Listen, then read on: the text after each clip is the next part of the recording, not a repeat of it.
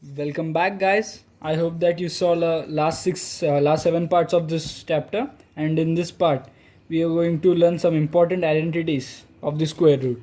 So the first one comes here. The first one is under root a into b, which is equal to under root a into under root b. So as you know, it is an under root quantity a into b, and this can be also written as under root a into under root b. Here we just splitted the under root quantity under root to both the numbers, and the second identity comes, which is under root of a by b, and this can be written as under root a by under root b.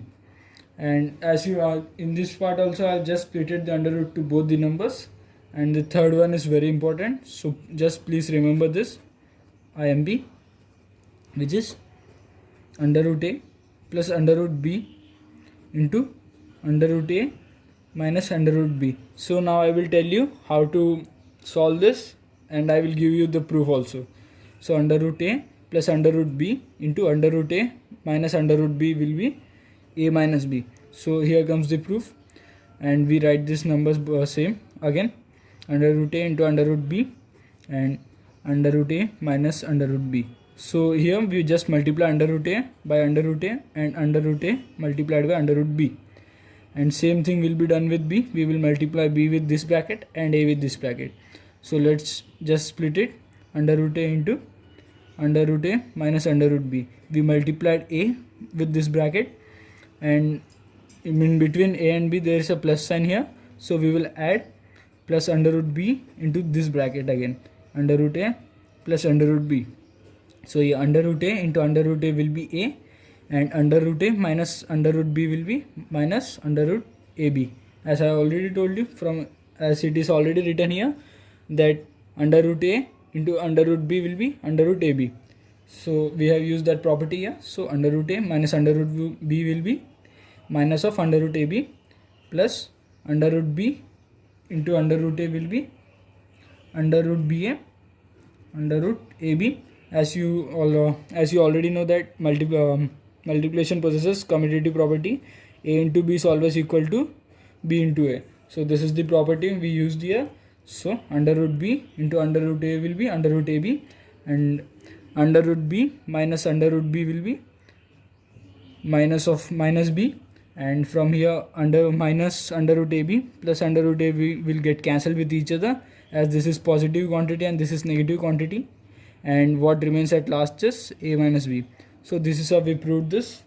And here comes the fourth property, which is also an important property, and it says that a plus under root b into a minus under root b is equal to a square minus b. So now I am going to prove this in front of you. So just remember this thing, a square minus b. This is same as this one, and we will multiply a with this bracket and under root b with this bracket. So this will be a into a minus under root b and plus under root b into a minus under root b. I took this bracket first to multiply with this, and you can take this bracket to multiply with this also. So both are the same things, so that doesn't matter from first which bracket you multiply with which. So but here I am taking this bracket as this is a bit easy for me.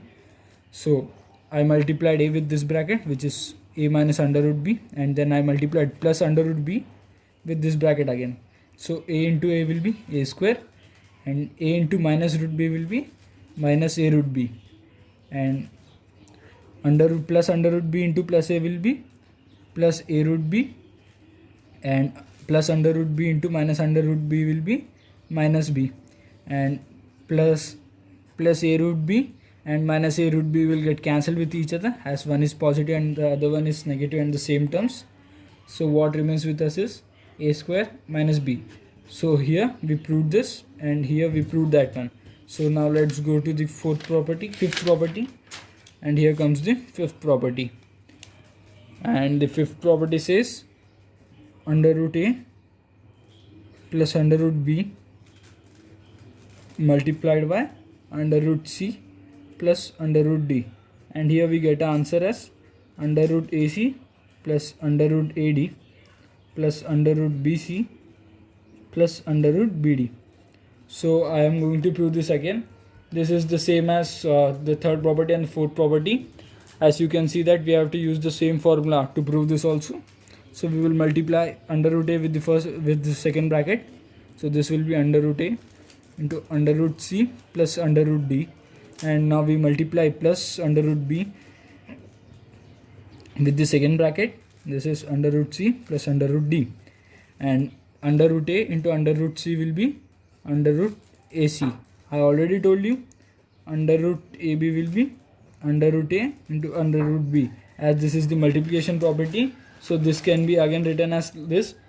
So under root ab can be written as under root a into under root b, and as you know, under root a into under root b can also be written as under root ab. So I use this property here, and this will be our under root ac, and under root a into plus under root d, this will be under root plus under root ad, and again when we add both this now this is done, and now the part comes from this side.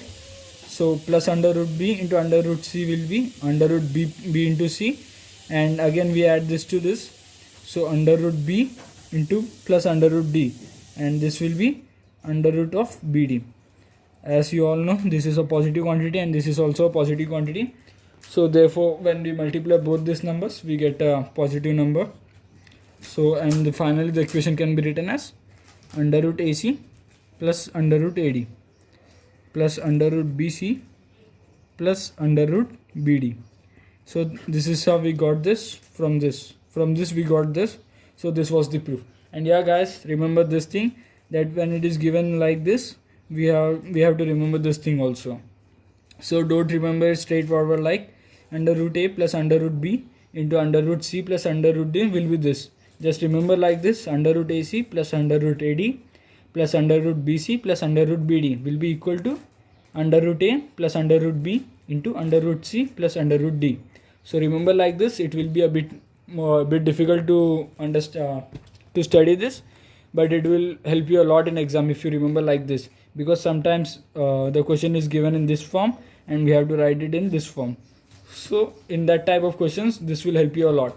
So guys, what I say is remember from this side, so that will be an easy easy for you in the exams. Now let's go to the sixth property, which is also an important property.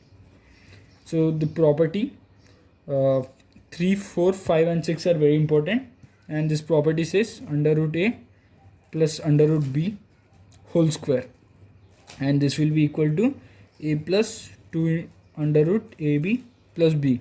So now I will prove you this. So this will be, so this can also be written as under root a plus under root b multiplied by under root a plus under root b. As you all know, 3 square is always 3 into 3. So like this we split. Under root a plus under root b whole square will be under root a plus b into under root a plus b. So now we multiply a with the first bracket, second bracket, and b with the second bracket. So this will be under root a into under root a plus b and plus under root b into under root a plus under root b. So this will be under root a into under root a will be a, under root a into under root b will be plus under root ab, and plus under root b into under root a will be under root ab, as this is the commutative property. B into a will be always equal to a into b, and under root b into under root b will be plus b. So this is a plus twice under root ab plus b. As you know, here ab is 2 times, so therefore 2ab plus b. So this was the proof for under root a plus under root b whole square.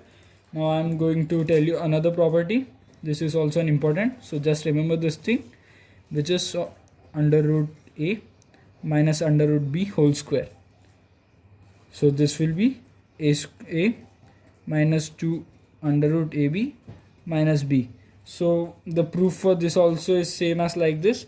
So for today we end this here, and the examples for this will be in the next video. So guys, thank you. If you like the video, please share and subscribe, and thanks.